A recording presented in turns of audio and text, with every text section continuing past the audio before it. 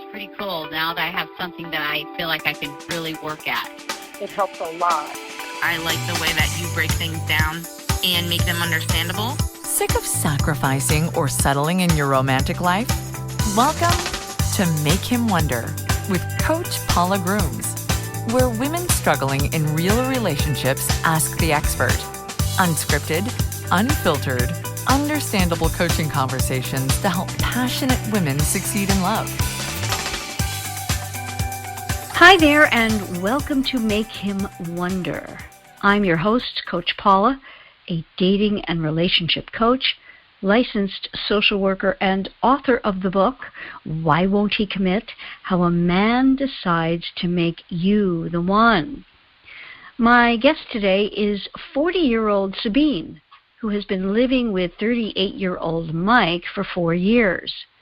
Sabine states that she and Mike have been living their life as if they're already married. They own a house together, visit each other's families, have a very happy and positive relationship with great communication, and have very similar vocations and pursuits. They even have the exact same non-traditional diet.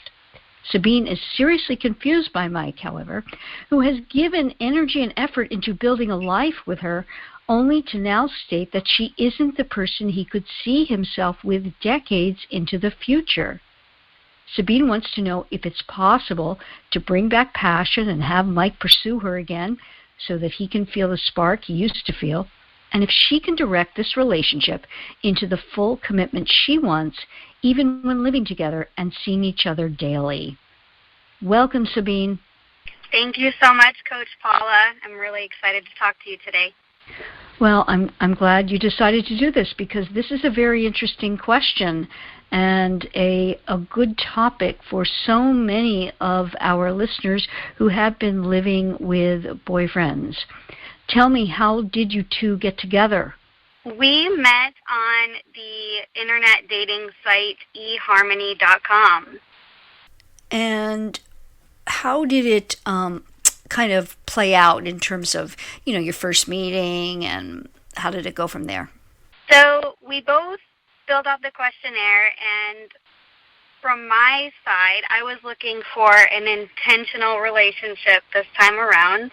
I had been recently divorced and wanted to do things differently, and he had just come off of kind of a spiritual journey where he found some new things about himself, quit the corporate job, moved away, sold everything, and he was re-emerging back into the real world, as he calls it, and he said he was looking for an intentional relationship as well.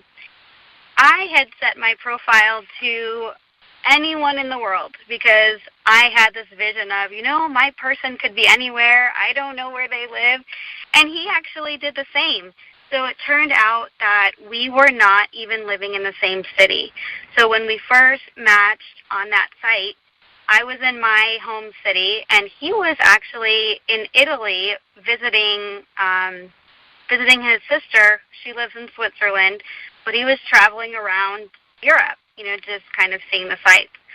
So we first connected via, the direct messages and had, maybe 8 to 10 exchanges back and forth before he asked me if it would be okay if he called me. And he said, I'd really like to talk to you in person, and if possible, I would love to do a FaceTime with you. To which I said, that would be really nice. It seems like time to see each other face-to-face and have that type of an interaction. And it was instant chemistry. We found out we had so many things in common, such as we're both vegans, we both do not have children and do not want children. We're both entrepreneurs. I own multiple businesses, and he does as well. And we both have a spiritual connection in our lives. So there were so many things we were connecting on. We started FaceTiming each other daily and for very, very long sessions. It could be anywhere from an hour to like 6 hours. So we would both say, oh my gosh, I can't believe how long it's been. All the time he was still off in Europe. We started talking about different topics, and it came up. He asked me, hey, where have you traveled, and where's your favorite place to travel? And I said, Switzerland is my favorite country, and that's my absolute favorite place to travel to. And he said, no way, I'm in Switzerland right now. And I said, that's insane, that's not even possible. And he goes, my sister lives here, I'm hanging out with her, I've been here for like a month and a half, and we'll be here for the next, 6 weeks or so. And I said, that's so amazing. And we talked back and forth about Switzerland. Probably 3 weeks into our talking, he started discussing how he really wants to meet me in person. And he said, I would love to fly out to you when I get back to the mainland so we can actually properly see each other in person. I said, that would be wonderful. I would love that. And as we kept talking and the days went on, he said, I can't help but thinking what would make an amazing and special first time seeing each other was if we did this in Switzerland. And he goes, I know this is a big ask, and I know it's not really the traditional way to do things. I would prefer to come to you, and I still will. But if you're open to it, would you fly out to Switzerland? And I was like, wow. Part of me says yes, and part of me says no. I said, we don't really know each other, but I also have a good feeling. I said, I need to think about it.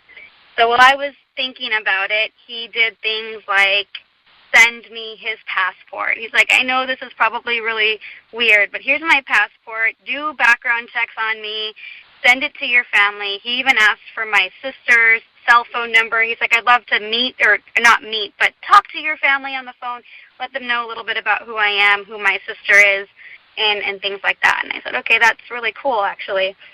And I talked to my friends, and some said, do it, and some said, don't do it. And ultimately, I decided I'm going to go. So a couple more weeks passed as we were kind of planning this trip. And we talked about all kinds of things like, hey, what if we don't have a connection in person like we think? And we said, well, at least we know that we like each other enough to be friends, and we'll just have an amazing road trip around Switzerland. So the time finally comes. I fly to Switzerland. I'm super nervous. I have no idea how this is going to go. And the very first time we see each other is in the Geneva airport, like a movie. The doors open. He's standing right there. We lock eyes. It's like, oh, my gosh, you're real. And it was an instant connection. And we spent the next 7 days moving throughout Switzerland and seeing some of my favorite places that I've been. And he took me to some of his favorite places that he's been. And it was just a really wonderful time. After the trip was over, I flew back to the city I was living in, and he was flying to the city where his family, his mom and sister live. He said, I'm going to be there for about 2 weeks. And I said, okay, great, we'll just see where this goes. As he's, down visiting mom and sister, we're still talking all the time. He booked a ticket and flew to see me after his trip with them was over. He stayed with me for about 2 weeks, and we had a lovely time, again, just showing him where I live, taking him to my businesses, meeting some of my friends. And after that, he was flying to Hawaii, and he was doing some consulting in Hawaii. So he's like, I have a one-way ticket out to Hawaii, so that's where I was planning on being for this next part of my life. I was like, okay, well, that's wonderful. I'm going on a trip with my girlfriends. We were going to a different country, so I flew off to that trip. He flew off to Hawaii, and we had limited contact during that period because I didn't have a cell phone plan in that country, and the time zones were totally different. So that created kind of a longing within me, and I'm assuming within him, because when I got back to my city after that trip, he was like, would you please come visit me in Hawaii? I would love to host you here. And I said, you know what? Yes, I would love to. And so I fly off there for 2 weeks, have an amazing time. After that trip was over, he said, man, I don't know what's happening to me. I cannot stop thinking about you. I thought I was going to be spending now an indefinite amount of time in Hawaii. I was trying to get my life moved here. He goes, I would love to come back to you where you are because I know you have physical businesses that you can't leave. How do you feel about that? And I said, I would love that. And by this time, we're probably 3 months past the initial Switzerland encounter. So he says, okay, I need to wrap some things up here, but I'll be back to you in 2 weeks. So he comes to me on a one-way ticket, and I said, you are welcome to stay with me and, let him move in, which I now know that was probably the wrong thing to do, but it felt right at the time. So he moved in. We had another trip planned. He invited me to go spend time with his family for Christmas and New Year's, and because they live in a different state. And I agreed. And so we spent 2 weeks with them, did Christmas, New Year's. It was lovely. Flew back to my city, started life. He then had a snowboarding trip pre-booked, and he's like, I would love for you to come because I had mentioned I want to learn how to snowboard. And he said, I'd love to teach you if you want to come. I already have everything booked. You just need to come, and it's all taken care of. And I said, okay, great. So I went. Luckily, both of us have jobs that are super flexible, so it worked out. So we went snowboarding for 3 weeks, and then came back to where I live. And then, honestly, life was just kind of normal for the next, 8 months. And at about the 8-month mark past, all of this travel, he started asking me if I would ever consider moving to Hawaii. He said, that's always kind of been my plan. I really want to move there. I love what we're doing, and I would love for you to come. And I said, you know what? It's weird you say that. Years and years and years ago, I had a vision of myself living in Hawaii. I visited there. I actually tried to move here right out of college. It didn't work out. I said, I think I would be open. A lot of logistics we have to handle since I have businesses here. But I went with it because it just felt right. And so we started planning what that would look like, and took us, several more months to actually create a concrete plan. And we finally pulled the trigger. I owned my house there, so I sold my house. And it was luckily a really good time to do it. The housing market was up, and I made a pretty decent profit on it. So in true us fashion, we packed up all of our stuff, sent it on a shipping container to Hawaii, and we flew to Europe to do a trip before we moved all the way out to Hawaii. So we went back to Switzerland, revisited all the places that we first, went to when I came there that very first time, and it was just perfect. Then we flew to Hawaii and started looking for a place to live, and believe it or not, we decided, well, we don't have a house payment or rent, so this is the best time ever to keep traveling. So we went to Australia, and we went there for I think 4 weeks, and just enjoyed everything about Australia. And then I finally said, okay, I have to get my new career started, because I was going back into a career that I used to do years ago. And I said, we have to go. And he's like, okay, that's probably fair enough. So we came back to Hawaii and started life. And I thought everything was settled in and normal. We have great communication. We love being around each other. Everybody always says, you guys are like the perpetual honeymoon couple. I mean, everywhere we go, people would say, oh, my God, are you on your honeymoon? Because we're always kissing and hugging and affectionate. And then, let's see, we had the pandemic stuff happen, and towards the end of the pandemic, when it was really, really, locked down, we started talking about how we should move to a different island, because we were on Oahu, which is really, really busy, and we didn't have our own land and things like that. So we started looking at the big island so we could buy something, because we were renting. And we were like, okay, well, let's get a property that we can, grow our own food, because we're vegan.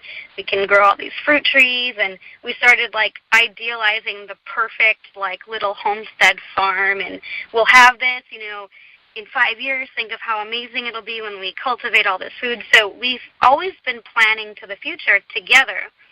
So we did. We ended up pulling the trigger. We bought property on the big island. We have an acre there. And we just kind of started living life there. And again, I'm thinking, I'm in this perfect relationship. This is so amazing. I love my life. I'm so happy. Everything is as it is. Until February of this year, which is around my birthday. I went back to my home city to visit friends and check on, one of the businesses that I still had there, and was gone for about a week and a half. And I came back, and I just felt like something was different, something was off. I don't know. I couldn't put my finger on it, but I was like, oh, something's really weird here. Only later to find out, I found out through a way I'm not super proud of. This is something that I don't typically do, but I did look into his phone, and I found this whole collection of emails with a matchmaking service. And I was devastated. I couldn't believe it. I didn't even have words to describe the feelings that were rushing through me. I found out that he paid somebody, this company, thousands of dollars to find him, quote unquote, the perfect match, someone he could build a life with. And all I kept thinking was, what do you mean build a life? Like, we've built this incredible life. I don't understand what's going on. And I brought it to him, and I told him, I'm not proud of how I found this information, but something was just telling me that something's wrong, and I was right. And he didn't deny it. He didn't yell at me. He looked at me and said, I'm so sorry. This wasn't supposed to happen this way. I didn't want to hurt you. I care about you so much. And I thought if I could hire a person to tell me if I'm in the right relationship or if there is a perfect one out there, then I could rest easier knowing I'm doing the right thing. And he had always told me that he didn't want to be married because he just didn't think it was necessary. He didn't need a piece of paper, to say a relationship is great. And because I was divorced, I said, you know what? I don't think I need it either as long as we're committed to each other. And he said, absolutely. And so in that moment, I'm thinking I thought we were committed to each other because we bought this house. I moved away from everything I knew to do this life with you. You've never brought any of this up to me. Like, I'm so confused. I just started crying. Like, my whole world was devastated. And I said, what do you mean the perfect relationship? And he said, I don't know. He's like, I look at you, you're my family because you're a family member to me. So I'm so confused because I love every moment with you.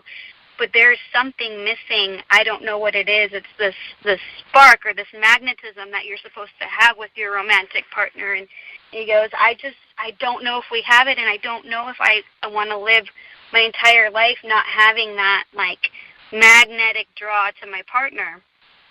And I said, well, what you did was terrible, and you didn't talk to me about it, and you hid this from me. I can't be here. So I packed a suitcase, and I flew back to Oahu to stay with some friends. And I couldn't stop crying for days. Like, I couldn't even eat. I think I lost like 10 pounds. My whole life just disintegrated before my eyes. And so I stayed over there for, like I said, about a week. Really didn't talk to him much. I didn't want to hear from him. I didn't care what he had to say. And finally, when I could think clearly, I agreed to talk to him. And he told me, I don't necessarily want this to be over. I realized I did the wrong thing. It felt like the right thing because I didn't want to hurt you. I didn't want to bring you into this. I wanted to know so I could confidently say, I figured it out. I can move forward with you, or I figured it out and I can't move forward with you. And I said, but you left me out of that whole process, and that's wrong. And he agreed, and he said, I'd really like some time to be able to figure out if this is the relationship. And I said, well, how do we do that? And he's like, I don't know. Maybe we can do some counseling, or I could do some counseling, because on paper everything is perfect and there's something inside of me that is just saying, but not forever. And so I agreed to work with him on that and give him that space. And so I went back home, and, we kind of resumed our routine, although I felt very guarded now and less, wanting to really be there with him. And I told him, I said, well, I have a deadline for this. So we were in February. I said, by our 4-year anniversary, which is July, I need to know if you and I are moving forward with something that looks like some sort of a commitment. I don't care if it's marriage or some sort of commitment ceremony. I'm like, because I didn't think I need this, but the fact that you turned around and hired a matchmaker tells me I do need this, and now I deserve it. And he said, okay, yes, let's do that. So I left it alone for months and just tried to live my life with him, and we still love each other, have a great time. We're still, being us, but I knew in the back of his head he's trying to figure out if he wants to truly be with me. So July comes, and I ask him, well, here it is. We're supposed to talk about what we're doing, if we're moving forward, committed, or if we're not. And what he said was, I want to be with you. That I do know. So I want to move forward. So I said, okay, great. Let's do that. Now, unfortunately, I hadn't found your teachings yet, and I thought that was the next step. And so I said, okay, let's move forward. And so we resumed life. Probably 3 weeks ago, he's talking about, just some wealth preservation strategies and getting some new life insurance. And I just noticed his wording was me, my life insurance, what I need to do. And I just asked, I'm noticing a trend in your language. You keep saying me, I, mine. I haven't heard you say anything about we, and we're talking about, sums of money to help you have a financially secure future. I said, does that include me? And he got kind of quiet. And I said, how come my information isn't going alongside yours with all of this planning that you're doing? And he said, well, I like to keep things just separate, because you have your stuff and I have mine. I said, but I thought we were moving forward together, and the goal was to start merging more and more of our lives and our things. And he was like, I don't know. And, I just kept pushing, and he finally said, I'm still not there. I still don't know if this is what I can do decades into the future. And from there I said, I can't believe we're back here to this spot. I thought July, was the determining factor, and you were supposed to have done your counseling, your thinking, your therapy. I'm like, did you ever do any of it? And he said, no, I didn't. I said, you know what? Forget it. I'm out. I can't sit here. You put me through hell, absolute hell, on my birthday for months, agonizing hell, to stick through this and be there for you so you could figure out what you needed to find out, only to find out you didn't even do the work. I said, I can't. I don't want this. I don't want this for myself, and I deserve more. And I just kind of walked away and didn't talk to him about it anymore. And I just said, I'm just going to start doing my life. I have to figure out, where am I going to live, or where are you going to live, or I don't even know. Everything we have is merged together, but I'm going to start making arrangements for my life, because apparently yours doesn't include me. And I don't know when you were going to tell me that. And, the next day, he came over to me and he said, I'm still so torn. He said, I booked an appointment with a counselor or a therapist. I booked an appointment because something must be wrong with me, because you are the perfect partner. And he had one appointment with a psychologist, and I could overhear him because he was in the next room having it, and I was trying not to eavesdrop, but I couldn't help but hear. They asked him, tell me about your partner, and he would say things like, I love her, she's like family, She's the perfect person. She's caring. She's nurturing. She'll do anything for me. And yet I still can't find that lustful attraction that I'm used to feeling in my old relationship. And the therapist asked him, well, have you ever been married? And he said, no, I've always just gone on this fiery attraction, and it's fun, and I like it. And we don't have that. And that's kind of all I could hear. So I don't know how deep they went into it. He came out of that appointment. He goes, I don't know if I like that therapist, but he goes, I kind of want to interview another one. I'd like you to be involved. And I said, okay. So he interviewed another one, and I was on there. And same thing, I just let him do the talking. The therapist was asking, tell me about your relationship. And he said, well, it's mostly perfect on paper. We have so much fun together. We love each other. All the same stuff that I've been saying. And the therapist just said, why are you here then? And he said, because I don't know why I can't give her the commitment that she deserves. I don't know why I can't do it, and I think it must be something wrong with me. So I'm asking if you think I should do some individual therapy to figure out where my blocks are, because I'm very open to learning about this. So the therapist said, that's a great start. We can start with just you, and then we can bring her in later once it makes sense, if it makes sense, and you can hopefully get some clarity on if this is the relationship you want to be in, or, if you have some twisted perspective on what a relationship should be.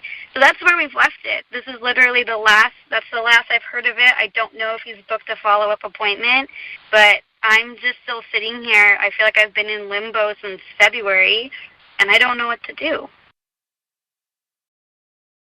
Thank you so much for that. You just outlined your life for the last, 4 years?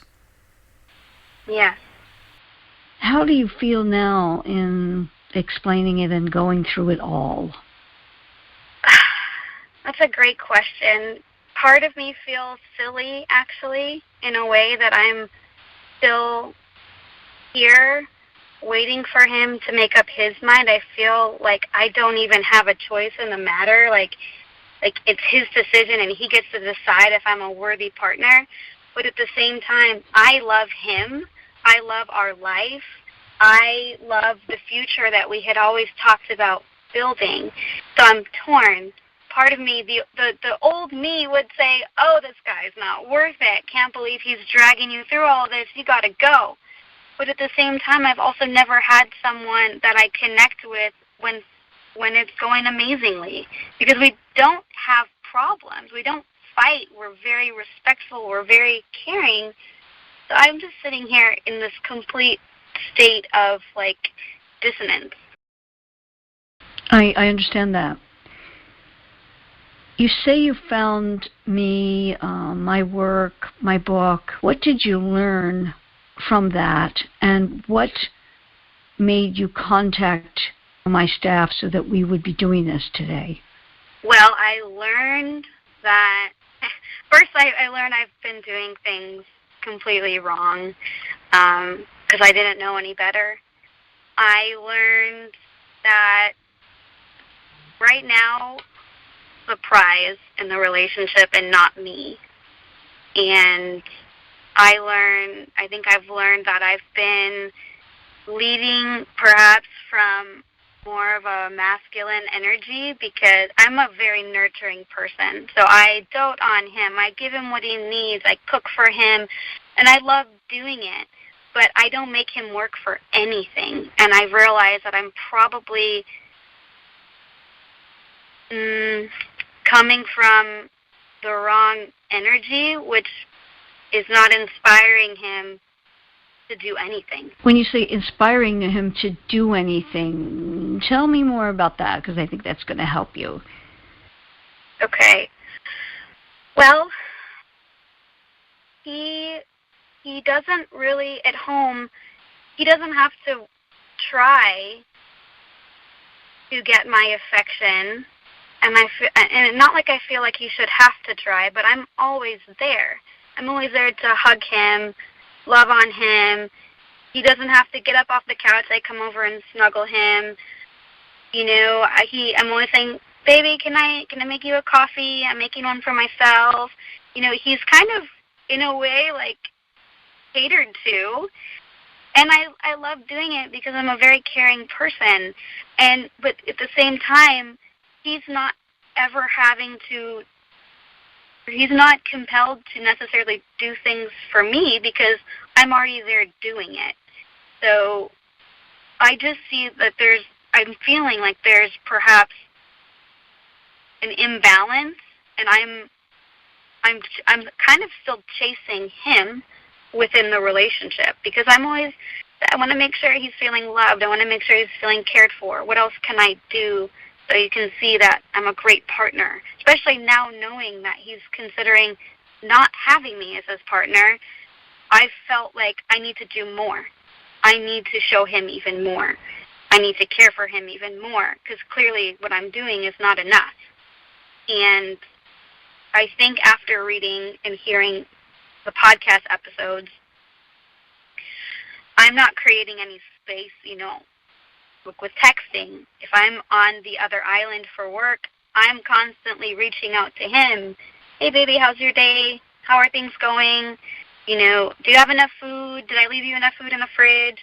I'm not leaving him any space, and at the same time, I don't know how to, especially when I live with him. I don't even know how I can create a place for him to wonder about me when we live together. Got it. And you're on the right track. Because the first step in any journey is realizing where you are. And you just outlined a lot of not only where you are, but just in those last few sentences where you may have made some missteps. Yeah. Unfortunately, our missteps can be costly in this way, and this is why it's so great you are doing this today, because it is a cautionary tale for many, and I can help you take the next step on a new journey, so to speak. It can be with him, but it's probably going to look a little different than you thought it might. And the most important thing is that you will have to be different in order to create this new and different journey. So I'm going to outline for our listeners, and so that you know from where I'm coming, where things kind of went awry. And then we will set about talking about how you will correct this, reset things, and get back on the new path with him. Yeah, I would love that. I would love to hear what your perspective on this is. Great, and we will do that in a moment. So we're back with 40-year-old Sabine, who has been living with 38-year-old Mike for the better part of 4 years. And Sabine, I love how you outlined your relationship so clearly, so succinctly for us. My heart goes out to you. Thank you. Absolutely. This is such a difficult thing to deal with. And it's hard to not, as a woman, be angry at him for you. Does that make sense? It does. It does. However, I'm not. And I don't want the listeners of this episode to be, because this is no one's fault. The good news is there is something we can do about it. And I want to preface what I'm about to say with that you have a lot more control here than you might think. Okay. It doesn't feel that way right now, but I'm ready to hear. Right. And we've got to get back this control, or you will not have this relationship go the distance. So I'm going to give you how I do that for my clients and what I would be telling anyone in your situation. Before that, I want to go back so that you and the listeners get a little bit of learning, connecting the dots, going backwards.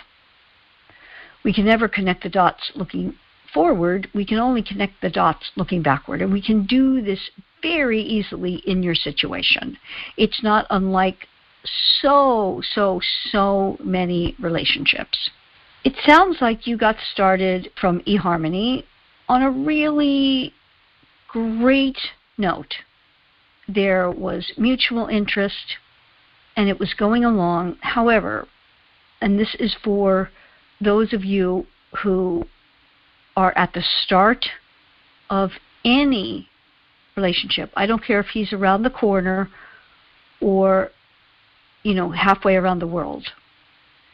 Things like we would spend hours on the phone.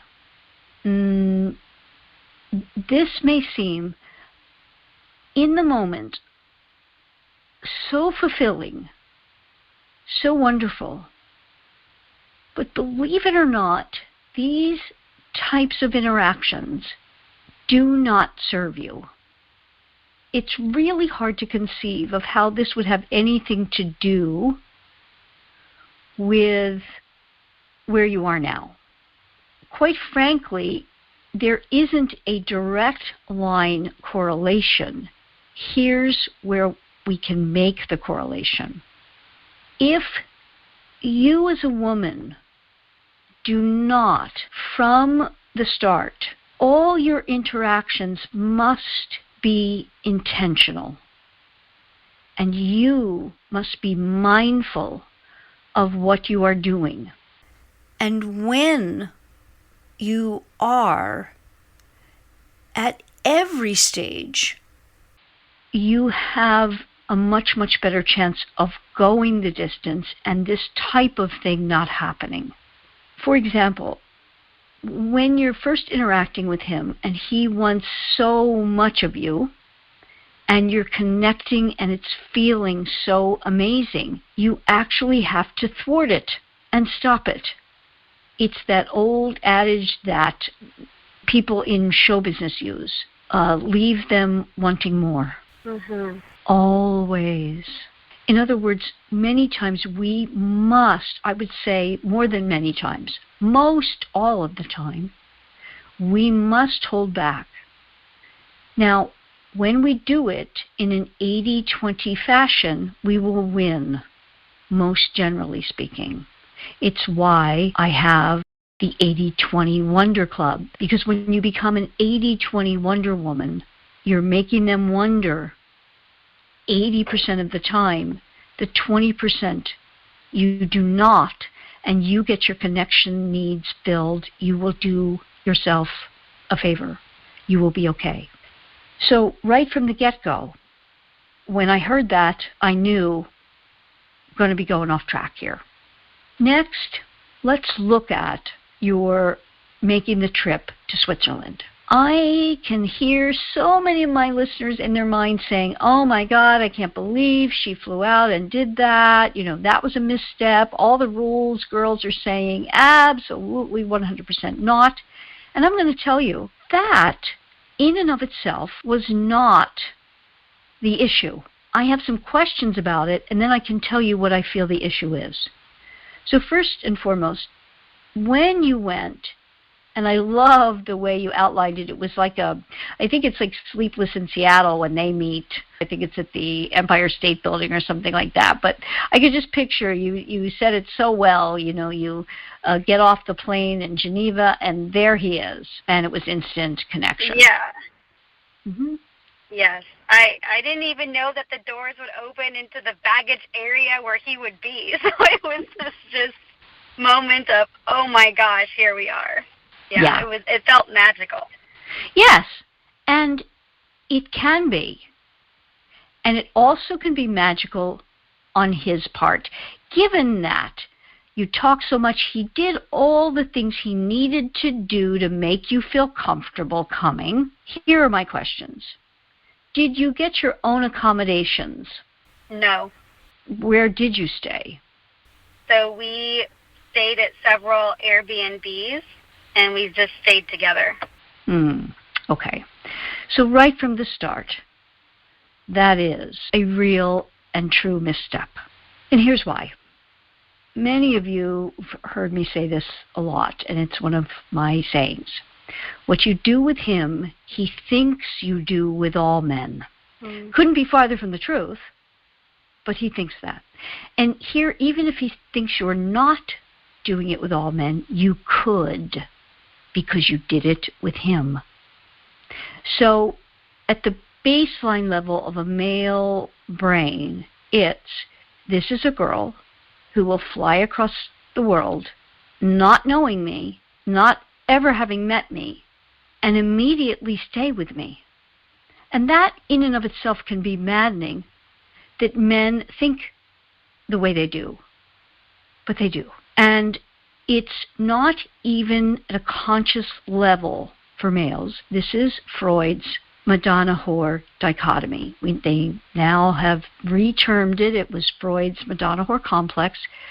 And it's not that, Mike, on the scale of Madonna-whore, we could look at this that it was understandable given all your connection previously. But just on a safety level, we would not do this, because you never know really who that person is. Secondly, and most importantly, what we're showing him, I shouldn't say most importantly, because your safety is always most important and paramount, but what we are showing the man is something that will not serve us. We know there is no such thing as Madonna-whore. This is why it's so maddening.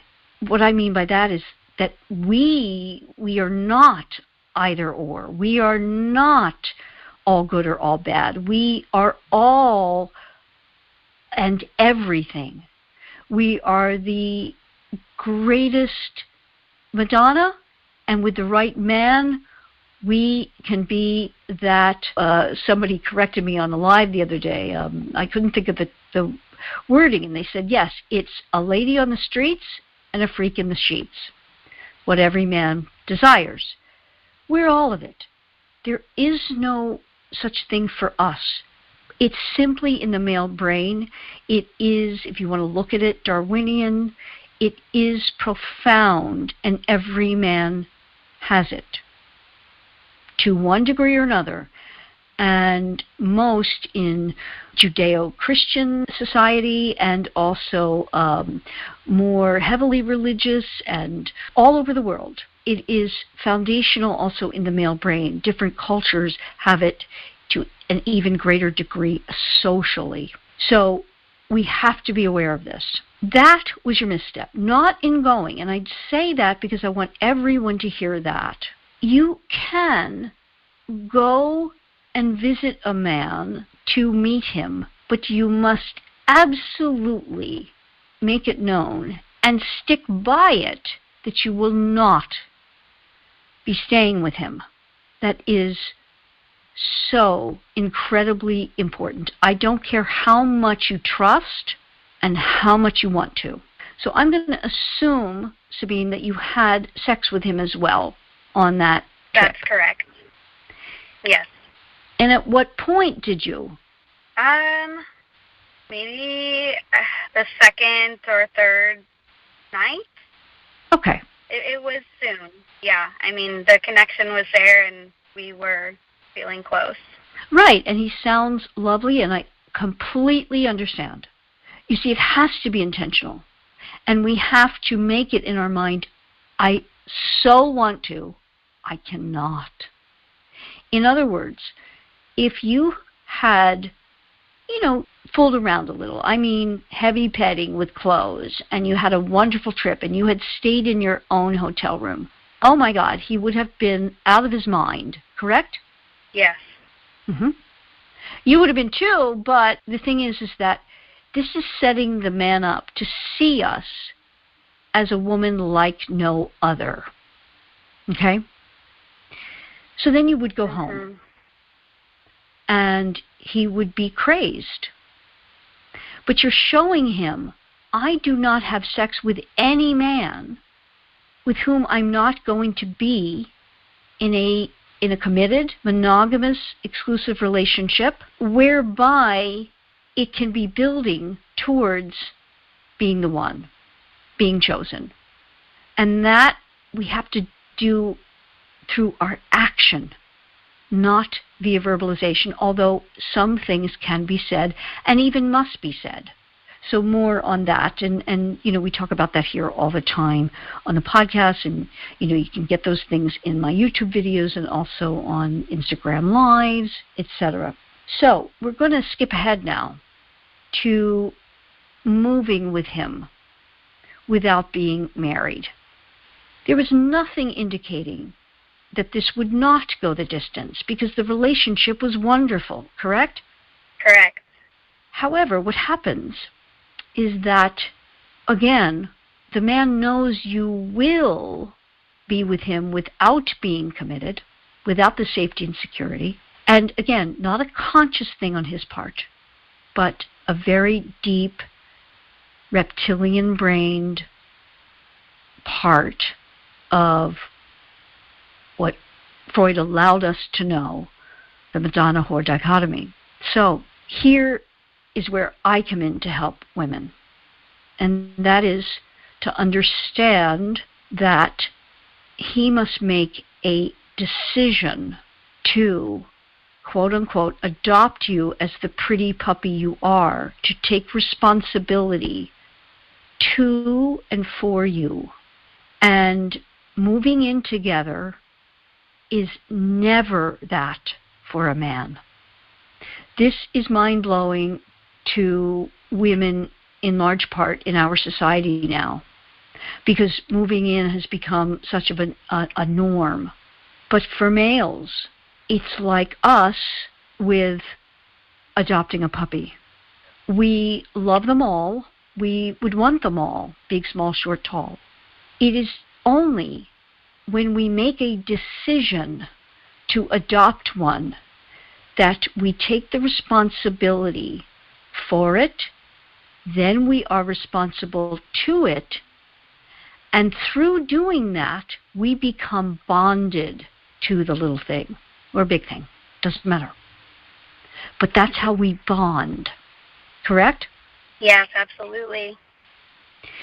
And it is through that continued responsibility that it's inherent in us as humans. It's much, much, much harder to make any new decision to go against that.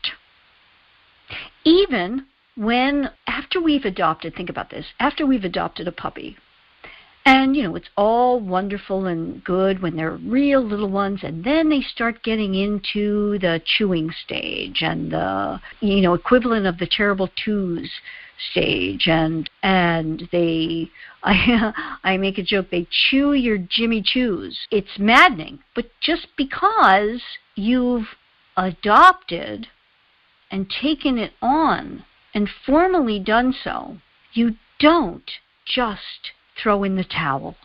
Most people do not. You just don't. But if you were just, say, fostering it, you knew it could never be yours, or it was just, you're taking it from a friend, and the friend said, well, maybe you should take it or whatever, you wouldn't do it. But once you've taken on the responsibility, you see it through. And it's not, unless it's absolutely untenable for a long period of time, do you ever make a change. And some people never do. It could be a horrific pet, but because they bonded to it, they don't. So moving in with someone, a man, is never that. But see, we are different. We're the puppy in this scenario. We bond to everyone that we spend time and who we lick and let pet us, if we like them. Yeah, absolutely. We're bonded. And this is the issue. So we go a little bit deeper through time. Now, what I'm hearing is that You were not mindful because you just didn't know what you needed to know. You took on the role of wife, and even wives cannot do this. We cannot be texting them, reaching out to them, mothering them, unless it is via Sexy Mother that you will learn about in my next book, and I talk about a lot. In other words, you must not be mothering the man to any, really too much of a degree at all. 80-20 stretching it, but even 20% of the time, if you're doing that, you're on the wrong track. But all love, romantic love, if not fed in the right way, mindfully, and this is our duty, unfortunately, we're female, we have to take this on. But if we do not stoke the fires of romantic love, that love will become one of the three types of love, and there are only three: friendship love, romantic love, familial love. If we do not stoke the fires of the romantic love, it will become familial love. And this is what has happened. He loves you. You know that, and that's what's so messing with your mind, because you know he loves you, and he knows he loves you, but it's familial love now. Does that make sense? Yeah, it does. And looking back with hindsight, I can see exactly how that has come about. My caring and nurturing nature superseded the kind of push-pull passion that we had in the beginning. And my question is it possible to reverse that and get out of familial love? Yes, that's the good news. So I want you to hear that good news again. Yes, it is absolutely possible. I help women do it every day. It is very simple in how you do it. But I'm also going to tell you, it could not be harder. So that may seem oxymoronic. How can it be simple and hard? Yeah. It is so simple on paper. This is my lure him in and lure him back approach. Nothing works like this with men. I work with women in this every single day. The beauty is that women are astounded to how it works, the degree that it does. They're astounded that it works at all, and when it does, they are so amazed and thrilled. But it is very difficult, because anything truly worthwhile usually is. But I have to say that, first and foremost, the commitment on your part has to be there, absolutely 100%. I know of no other way to do it, and I've actually seen the fruits of the labor of the women who do it. But the commitment has to be ironclad, because any veering from it does not get you what you want. So before we get into it, do you have any question about anything along, if you're thinking about the past? Anything before we get into what I just said? Not so much questions, but more I'm really frustrated for not having this knowledge 4 years ago. I didn't even know the rules book existed. I didn't know about you, and I had no guidance and was just going off of pure feeling and emotion.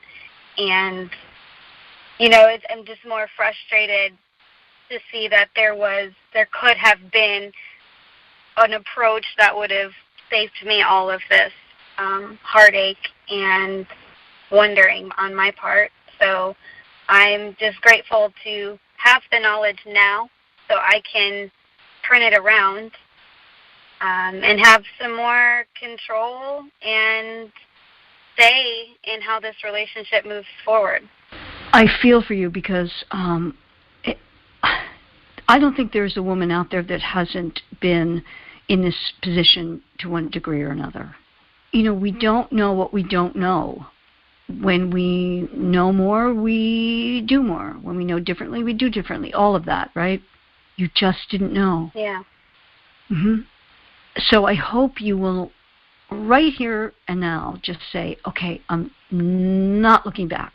We've had a wonderful relationship, and he does love me to his core. He loves me for who I am. It's not just infatuation. He actually loves you as like family and friend. We can get the romance back. And you must know that you can. And with the combination of three things, I believe, and I've seen it so many times, it will work and you will have what you want. The three things are simple. You must do the approach that we know works like no other with men. That's what I will outline for you. Second, you must set your mind to it whereby nothing is going to stop you from getting it. This is done through manifesting, if you believe in manifesting. I work under that umbrella. Some people it's through, manifesting basically has all manner of different philosophies coming into it. Like, for example, manifesting, people have taken and made into things like the book Power of Positive Thinking and mindset work and all manner, but basically it's all the same tenant. And that I work under the Neville Goddard method of manifesting, which I believe is so powerful. And then the third is that you must do it until. I can't tell you how many times I have seen women give up and give in too soon because they feel there's an urgency to it. And that is because they're not living in the manifesting state of, I have it and I'm going to have it. When you know you have something and you're going to have it, meaning you have it now, you're going to have it in the future, you get rid of the urgency to have it. Does that make sense? Absolutely. And I'm a big believer in manifesting, and that's actually how I created this relationship, believe it or not, 4 years ago. I had intentionally written down everything I would want in a relationship, in a person, and like 3 months later, eHarmony match showed up. So I love that. I'm so on board with it. So right after we come back, I'm going to outline exactly what you do next and the approach I would recommend for you and I would take with you, and I am really excited to tell you about that. Let's do that in a moment. So Sabine, I hope you were getting excited during the break, because you are going to need to have a very clear, excited mindset in order to do this, because as I said, while simple, very difficult to do. So how I'm going to explain this is that you must know how things feel and work for men in order to do this approach. And unfortunately, doing it now, you'll be coming to it a little bit late. However, I have seen that, and I would say almost never is it too late. Would it have been better to do when you first discovered that he had gone to the matchmaker? Absolutely. 100%. No question. But we are where we are, and I still know that if you institute this now, you can have it. So are you ready? I'm very ready, very curious. What do you think I'm going to say? I think you're going to tell me I have to do no contact. You're on the right track. Okay. But it's how you do it. And how would you do it, given that you are living with him? And that is exactly question that I have is how does that work when we share a home and even, at times work together? All right, let's look at that. When you say share a home, is this a home you purchased together? Yes. Oh, my goodness. Mm-hmm. And you're hearing me because that does make it makes it seriously difficult to one degree. And please, ladies, again, you're not married. That means you do not have a legal contract. You're living with someone. You must make that contract initially for yourself so that you don't find yourself in a very bad position. Sabine, is this home paid for? No, we have a mortgage on it. We both are on title, and we both have protection. So, if one person dies, the whole home goes to the other person. So both of us are required to sign if any decisions are made about the home. Mm-hmm. And the thing that's so frustrating is, we had talked about how we weren't going to get married. So, he said, I don't want that. And I said, I don't need that. So we just kept doing life.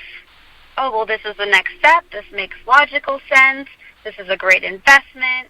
We should do this. So I didn't hesitate to do it because I never thought marriage would be something we were going to do. So I know differently now. Because you see, as a woman, you don't need it. We bond from our feelings, time, and sex. And that can be, you see, we're normally, if the sex is good, we like him, and we spend time with him because we like him, we're bonded. There's no thought about it. You don't have to think about anything. No piece of paper, no contract does it, correct? Correct. But it's the puppy principle at work. You have to take on the responsibility to and for the puppy by adopting it in order to bond with it. Otherwise, when it poops on the floor, you don't really feel like doing it anymore. You want maybe to go and find another puppy. You will, you see. It's hard for us to even think about that many times as females because we don't typically work like that. It's very hard for women to understand that the only time a man bonds to one woman is through making a formal commitment. Now, here's the other thing.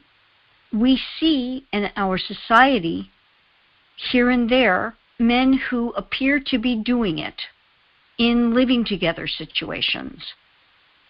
But I dare say, how many people do you know that maybe have been married for, say, 30, 40 years? Your parents, maybe your grandparents, even longer. Do you know any that have? I do, yes. Okay. Do you know any people that have been living together that long? No, not as many. Maybe not even any. Right. And I dare say most people you will ask, the answer will be the same. And there's a reason for that. Because you see, the man never made the decision. Women live via their emotions. Men live via their decisions. And I'm talking about in the emotional realm of things. In other words, we can do that in business, in other things in life. We live by our decisions. But in personal areas, we live via our emotions. Men live via their decisions. We must then get the man to make the decision, or we have to make our way out of there. So, you have this situation now, but you must do it in a way that is profound and non-negotiable. Okay. And this is a strategy that actually starts him on the path to feel romantic for you again. And this is what is mind-blowing. Mind-blowing. And if I were talking to a man who wants a woman back, I would never be giving him this strategy. It would be completely the opposite. Just know that, okay? Okay. It only works for women doing it with men. This is the way you get him to start feeling for you. And it's a process. He has to go through different stages of feeling. Okay? Okay. So it would go something like this.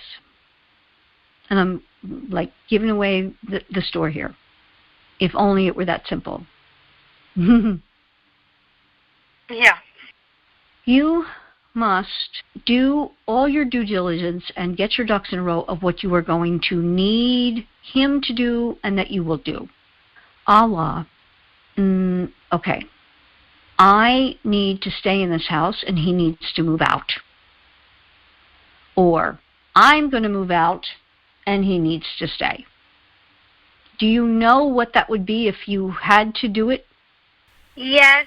I mean, we do have we have a condo over on Oahu because I work on both islands, so I do have access to another place to go if that's the direction that it needs to be. Got it. Perfect. Okay. So, you would write out a note to him. And this is not pouring your heart out. This is not chastising him. This is a fairly unemotional note that states that you have come to a decision. You hear that I'm utilizing how men relate? Yes. Okay. This is what makes you then a worthy opponent in the man's eyes.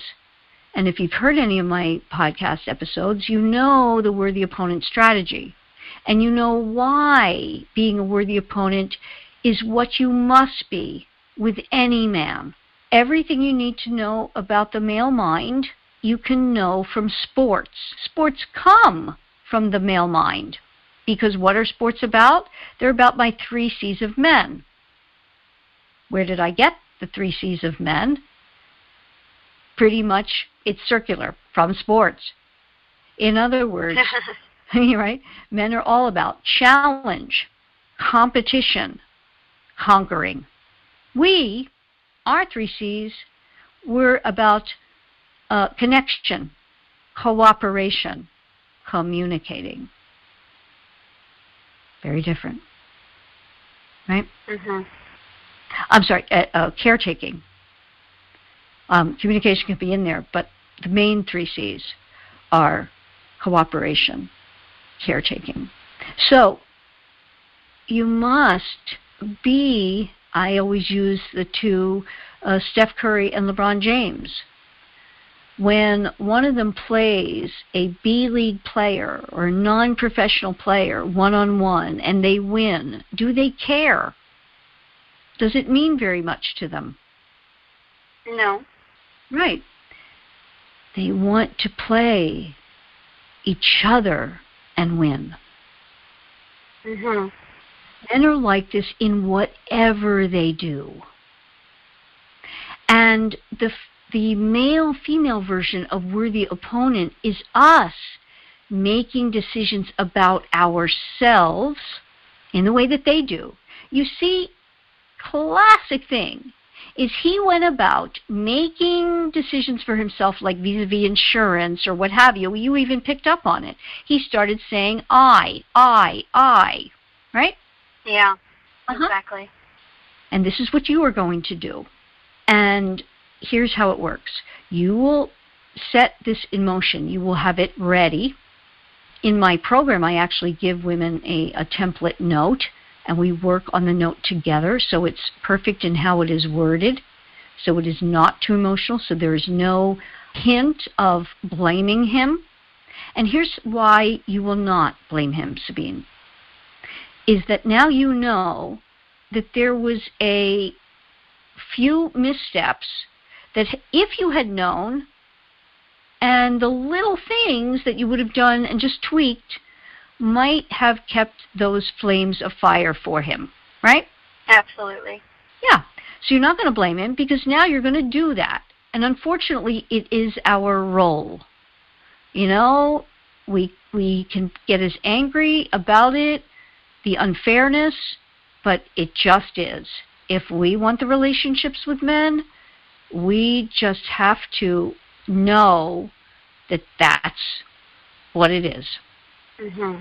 We cannot change it any more than we can change that a man is going to look at other women, want to have sex with other women, be with other women, and if he has not made that decision and taken on the responsibility, he will feel the way that he does.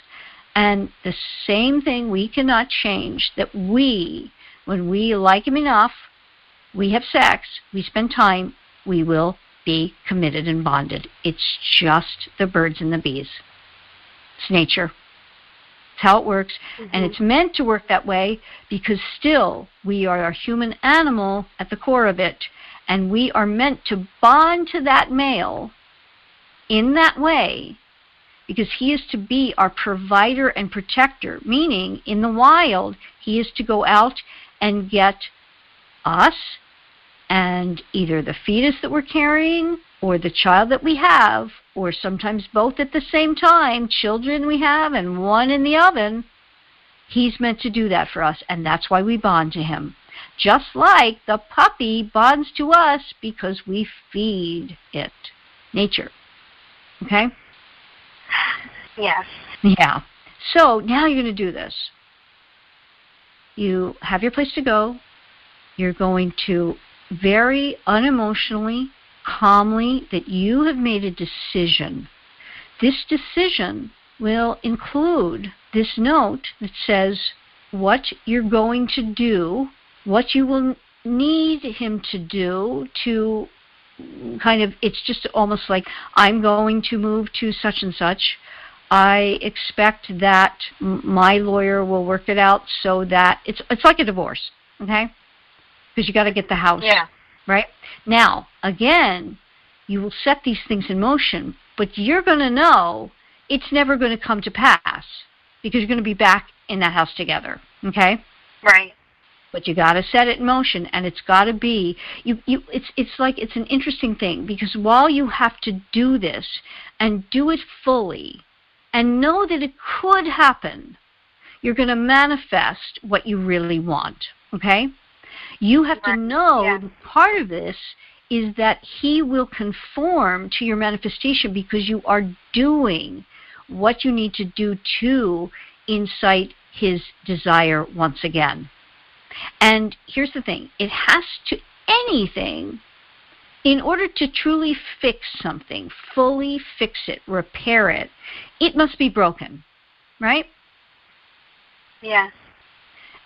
We've all had something that we really want and it breaks, so we like put tape on it, we try to do something, it's working for a while, you know, we used to do this all the time years ago with like electronic things like radios or TVs, you know, you bang on them, or you, the old TVs with the, you know, watching older people like with the antennas and the coat hangers, and we make do, but when it finally, it really needs to break.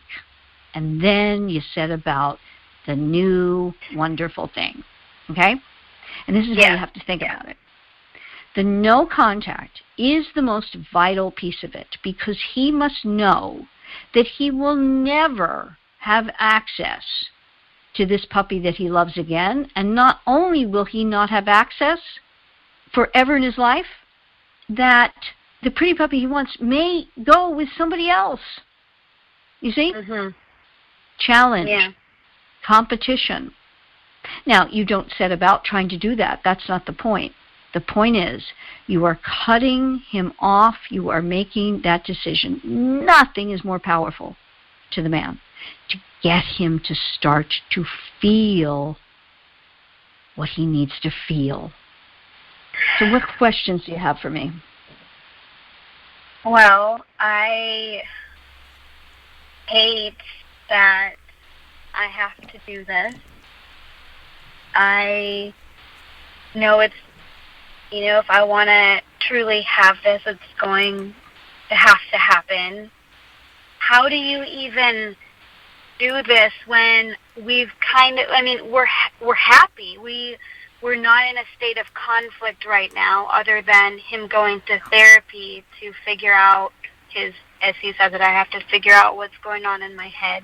I feel like I'm going to be abandoning him, or he's going to feel like, wow, she's just like that out of nowhere. It's going to feel like everything is perfect. I feel like I think I'm having a realization. I'm going to make him feel how he made me feel when he called the matchmaker out of nowhere. Just what the heck? Mm-hmm. I thought we were working on this. He's going to say, I thought we were working on this. I thought we had communication. I thought we had a plan. What's this all about? Perfect. Couldn't be a better time then. Because doing it out of anger that's not worthy opponent stuff. Not at all. It's doing it because you make a decision. Here's what it would look like. So you set about knowing, how you're going to do it. And then the letter is something like, Mike, I've been doing a lot of soul searching. I've also gone to you can be kind of truthful about it. I've gone to a social worker and really thought about this and have decided that what has happened since, when was this? When did you first find out about the matchmaker again?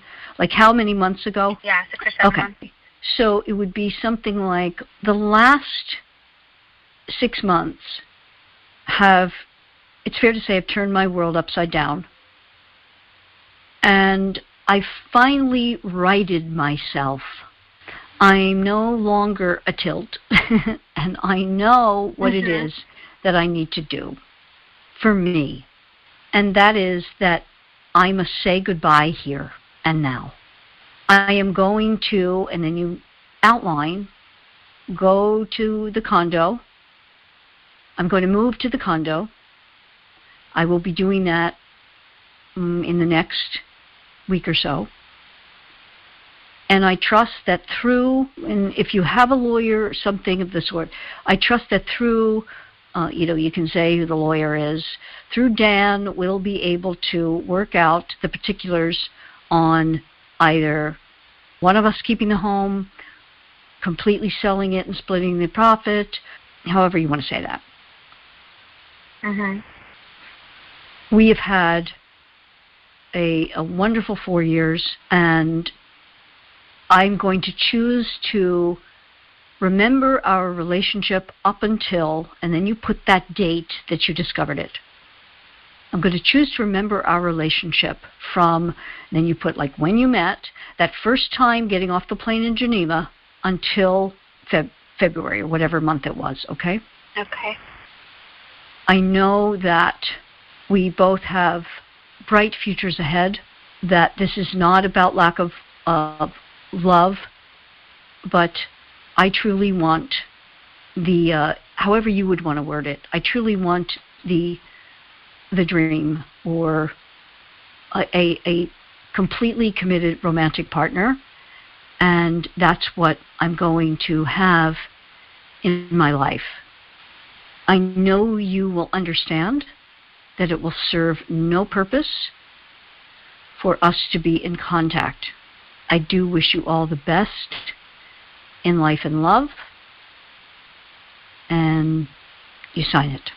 Then, what is best to do, if you can, is to have everything ready to move out just before you give him the letter. So, in other words, this has to come as a complete shock, just as It came as a complete and utter devastating shock to you to find out he did what he did behind your back. Think about it. Yeah. He went looking while you were away. He contacted for somebody to find his perfect person, right? Yeah. Yeah. Yeah, absolutely. This move of yours is worthy opponent, and it is a must, because when he comes back, he will never forget this, and he will never do it again. Now, I bet you're thinking, oh, yeah, but maybe he will go off and find that other person. Did that thought cross your mind? Yeah. Yep. Oh, yeah. I'm thinking he's going to go call up his matchmaker friend, or not friend, but whoever he hired because I made him cancel. Well, I told him if I was going to stick around and work through it with him, he had to cancel his whatever he paid for. And I feel like he's probably just going to start that again then. I don't know. But do you see when you say, I told him to do this and work through it, there is no working through this. Right. That doesn't inspire his desire for you again. That's Telling a great him point. not to do something that he wanted to do, no, doesn't work. I wish it did. If it did, many couples would be together, right? But think about Absolutely. it. If you no longer wanted him that way, would him telling you we're going to work through it? No. It's not a work through something. We don't change our feelings like that. This isn't a relationship issue. We cannot solve it with what we would do if it were a relationship issue. In other words, you guys can't make decisions together on major purchases. You can't, I don't know, things that happen in relationships. But people come to me all the time with stuff about, we no longer have the lust and we're great partners, we have a wonderful relationship, and we no longer have the sex. I mean, people coming, after years of marriage or what have you. Same thing. They fell into familial love, right? Right. They want to go to a counselor to fix it. You know what I tell them? Take all that money you'd spend on a counselor and whatever you have in your savings, if you have to, you book the most romantic spot away from everything for a minimum of 2 weeks. And you go, I hope it's Bora Bora, Fiji, Tahiti, Hawaii, but wherever. And you set about re-sparking your sexual relationship. You're not going to solve the sexual problems by going to and talking about relationship issues that you don't have. Right. Okay? Now, unfortunately, this is not about that, because are you still having sex? Yes, and it's still fantastic. Yeah, You see? It's not about that. It's that you do not inspire him anymore. And if you stay, it's going to denigrate even more. This is why you do it, because it is a wake-up call to him. Now, I'm not saying that some of what your fears may not come true initially. And here's what happens. The first thing he feels is a combination of regret, remorse, and relief. That's so harsh to hear, correct? Absolutely harsh. Harsh. But I'm not here to make you feel better. I'm here to get you what you want, okay? Yeah. Because ultimately that's going to be good for you and good for him. Because you have the love. You have the history. Here's what's going to happen. He feels regret, he feels remorse, but he feels relieved. Oh my God, finally. And then he's going to go and set about maybe doing what he was doing, in terms of maybe he'll go to that matchmaker. Do you really believe there's somebody out there better for him? No, and I don't at all. Good. So I thought And you shouldn't. was silly. What's that? So I thought the whole thing was silly when I found out. Well, it's not silly. It's very disconcerting and awful. Yeah. But there is absolutely. There is no one better. But you have to be the whole package again. And you will be. But it's got to be severed so that he can set about having to pursue you again. Because through that pursuit, he will feel it again. And you're going to have to do this hard because you're going to have to sustain him trying to get your attention and not doing no contact. And you must make no contact happen so that he goes through the steps and the feelings he must feel. He may go out with some other woman, and maybe he'll even have sex, and he'll be all high for a moment, and then he's going to discover it's not you. It's not the wonderfulness of you, the closeness, the connection, the all and everything you shared. Yep, that may have to happen. You know, it's funny because we think that that's the main thing for the man. It's not that. And I don't know that he'll even do that. He may go on a date and, you know, she's vapid or whatever and doesn't have your everything that you know about him and share, and the worldliness you have about you, and the business stuff together and all of it, and he may be like, what am I doing? He needs to feel that, you see? And this is the only way. Do. And nothing works better than this. When you do it, and you do it hard, it's amazing. It's amazing how they come back. And they're begging. And I suppose if he doesn't come back, then that's my answer too. Well, this is true, but I don't even think you have to worry about that. And what you want to do is you want to manifest and live in the state that you know this works and this is happening. And that is as profound as what you do. Yeah. It truly is. Because you must really know that what you are doing is working. He needs to feel this. He needs to know once and for all. What's really ironic about this is I'm hearing that he's out there looking for this one, right? And she's right in front of him. Yep, I know. Mm-hmm. But you're gonna be that, and you're gonna give it to him. We always have to do it in this roundabout way with a man, and it works like nothing else. And you can do this, but you have to do the work of it. You have to transform into that worthy opponent. You have to really understand each step of the way what you must do. Each week when I'm working with someone, it's about what you don't do almost more than what you're doing. Because it is, think about, you must, you know, it's kind of that thing about you have to run away so you can be caught. Yeah. It's like that almost. And I know you can do this.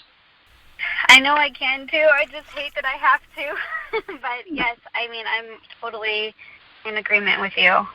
Yeah, I'm glad you are, because you will see. And I would say, you know, if I said to you, by next year, this time, he will be coming back. He will be back, perhaps fully. Would that year have been worth it? Yes, it would be hard and difficult, but I do feel it would be worth it. Mm-hmm. Because anything truly worthwhile and what you know is rightfully yours is worth that effort. And like you said, on the flip side, I don't tend to think about it because I'm going to be honest with you. Every woman that I have ever worked with, he has come back. And I mean 3 years. Wow. He comes back. I mean, I can't think of one case I have ever had where he is not. Now, does that mean he's gone the distance and the couple has gone the distance? Here's what typically happens. One of two things. Finally, he comes back, and she does it in the steps and the no contact, and because people always ask me, well, when can you break no contact? Because he keeps coming back. He keeps coming back. That's a big thing that we work on, because missteps can happen and you break it too soon and you thwart what he needs to feel next. But I never had it where he doesn't come back. I have had it whereby the woman says, oh my gosh, I no longer want it. Wow. Yeah, that's one scenario. Because she's transformed through the work of this, right? So that can happen. The second is that he's come back and she's accepted it too soon and then it falls apart, or it simply was not what both thought, and they really did come to both deciding not it. And I've had men come back as soon as 24 hours with a ring, and as long as 6 months to a year. Well, this all does make me feel so much better to know that there's a plan and there's a tremendous amount of success with sticking to the plan to get a desired outcome, which I'm 100% willing to do. Because I don't want to live like this. I don't want to live feeling like this. And I don't want to live in limbo and always wondering when's the next time he's going to have these thoughts and go try to find something else because he's not sure. Yes, that's, well said. Very, very well said. Yeah, exactly. That's why you must. You don't deserve to have any doubts. Mm-hmm. And when you do this, and when you become this Wonder Woman, you will have none. So I really thank you for doing this today. We can talk off the air more. But I think it was very well outlined. I'm so really feeling empowered by you. I know you can do this. And it will be a very interesting journey, but you will come out ahead of it. You will have what you want, and you will absolutely know, and you'll have it for a lifetime. And that's what's really important, not only for you, but I want that for him too. I agree. Thank you so much for having me and talking through this and actually giving me concrete hope. Everything else before has just been what if, and I do feel like there is a path forward and there is hope, and I don't have to feel like this anymore. I'm really glad. Thank you again. I really love how Sabine got this. She's so ready, and there is a real openness to her. And, I always say that whoever is listening to me, it's really just the truth in me speaking to the truth in them. This will be the hardest thing any woman ever does. But anything truly worthwhile is challenging and most times difficult. So worthwhile. I know that if Sabine does this, she will not only make her life happy, healthy, filled with emotional wealth and well-being, but she will also be giving that to Mike. That's what he desires. The love is there. The companionship, love, the familial love, it's all there.